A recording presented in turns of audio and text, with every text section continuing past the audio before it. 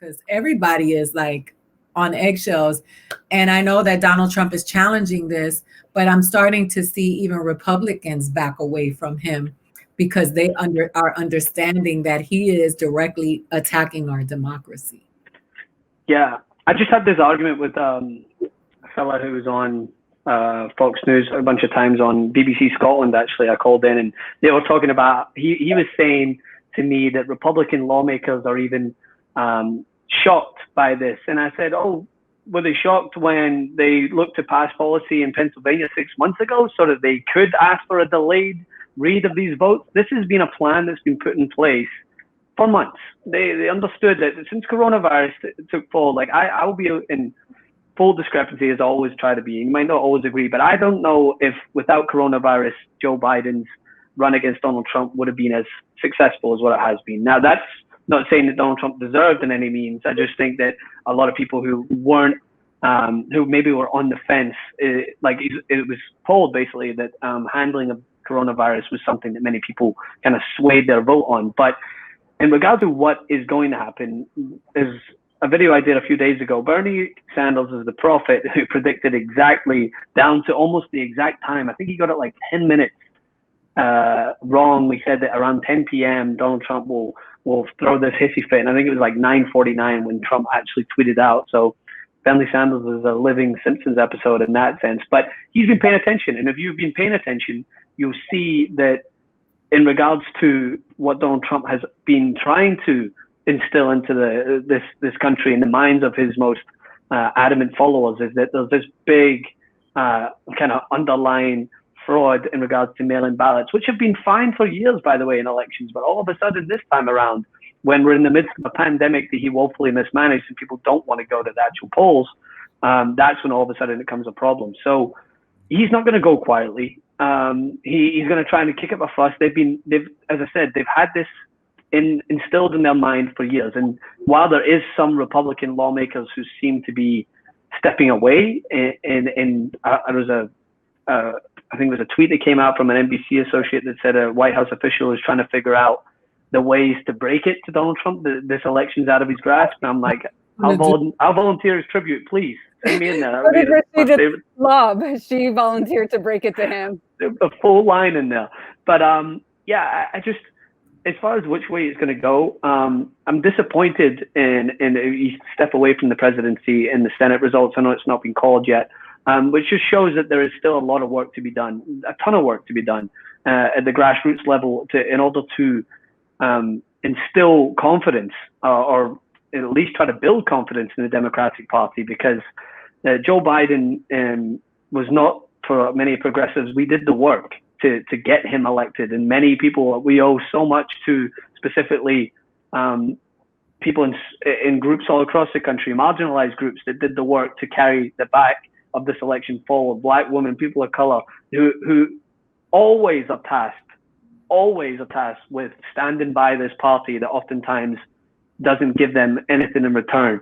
So the work starts today, tomorrow, every day from now going forward. If Biden's to be the president-elect, which we assume he will be, it's to hold him accountable. And that's where it falls upon, again, people like myself and other white people who align with this movement. It's to hold him accountable so that he lives up to positions and policies that's going to help those that help get him elected. We need to be going into places like Atlanta and be offering a voice to those that did the grassroots work. We need to be working for Stacey Abrams if she decides to run again, to try to move that ball forward. We need to be going to places like Miami and trying to have those conversations with specific people in groups that feel ostracized by the Democratic Party. And why is that? We need to be giving voices to, as you said, the specific groups in Arizona that help further this conversation. And as you mentioned to earlier, Aida, we need to start talking about groups that are just considered a monolith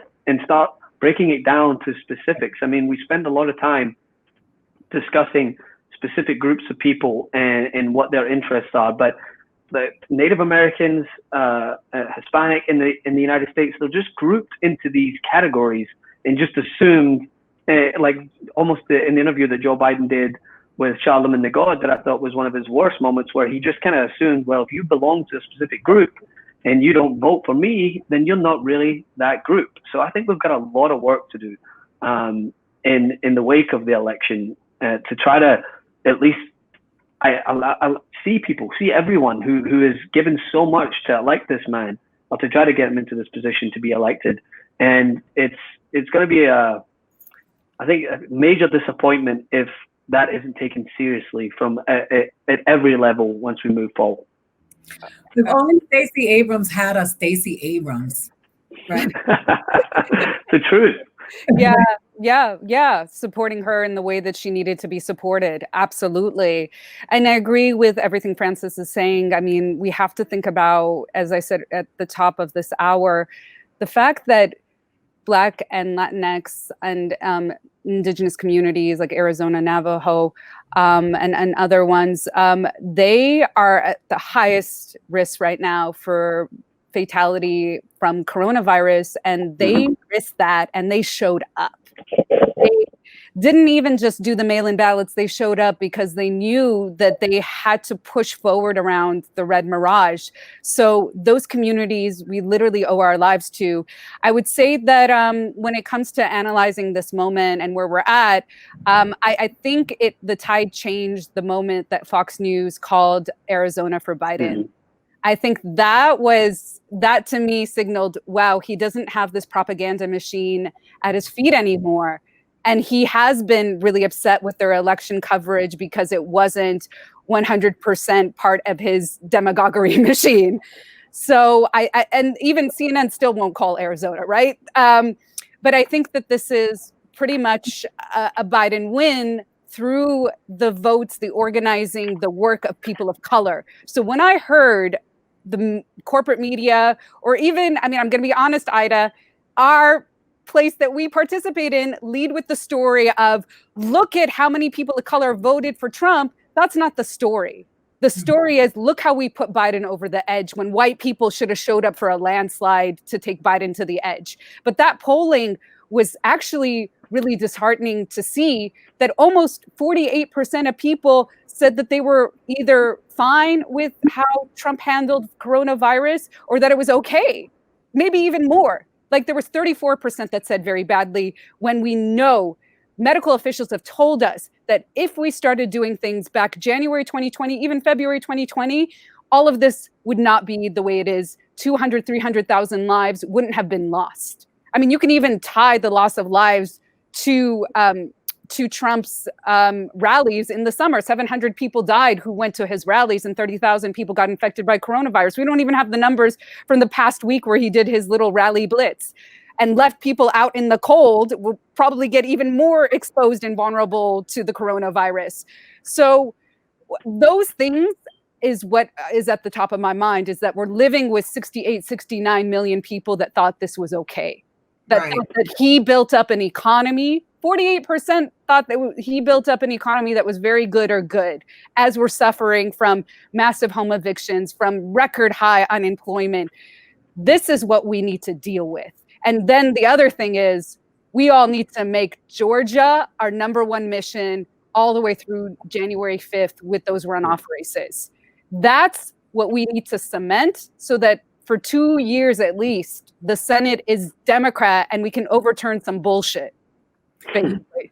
I'm with you. And listen, I know that both systems, both political parties are corrupt and they're both broken. But the reality of it is that there is no mass exodus in the plan for any of us. We're going to have to be here and we're going to have to live here. So instead of complaining all the time, we're going to have to do some real work in order for the country to be better and work for us.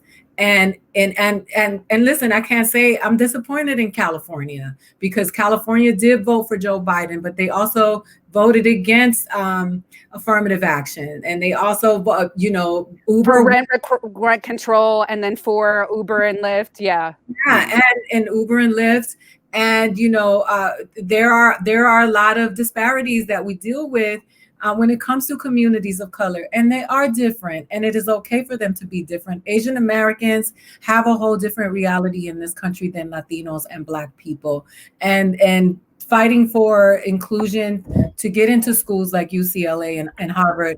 And, you know, we have this big fight on our hands because white supremacy always enables those conversations to be had when we are framed that are framed in a way that we're always fighting for the scraps while they feast at the top. But I do feel like a lot of people did show up, and the work begins now, whether Donald Trump is president again or Joe Biden is the president. And that's what we're saying. The world is, America is not going to magically become better if Joe Biden is president, but it will become better because we would have rid of that cancer that has brought so much ugliness to light that we can now start working on because it's been here.